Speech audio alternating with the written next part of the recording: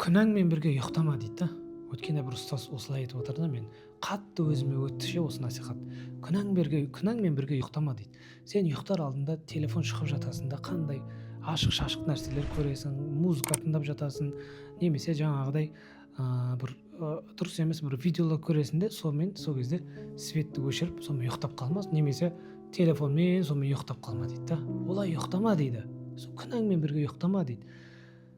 Керісінше 2 ракағат намаз оқып, дәрет алып, истихфар айтып, 100 рет астағфирулла деп айтып, тәубе жасап, жаңағыдай зікір айтып, немесе аз да болсын 1-2 Құран оқып, оны да жасай алмасаңыз, мынау хотя бы балаңызды сүйіп, құшақтап балаңызға мейірім беріп жатсаңыз, оның өзі де құлшылық қой. Яғни сенің күніңнің соңы сауаппен бітсін дейді ғой, күнәмен бітпесін дейді. Соңғы күніңіз, өйткені ертең сіз ұйықтағаннан кейін сіз тұра аласыз ба, тұра алмайсыз ба, оны бір Алла ғана біледі дейді да. Көрдіңіз ба?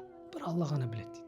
Сол себептен ең соңғы күніңіздің ең соңғы сәтін сауаппен аяқтаңыз дейді. Адам қалай жан тапсырса, солай тіріледі дейді.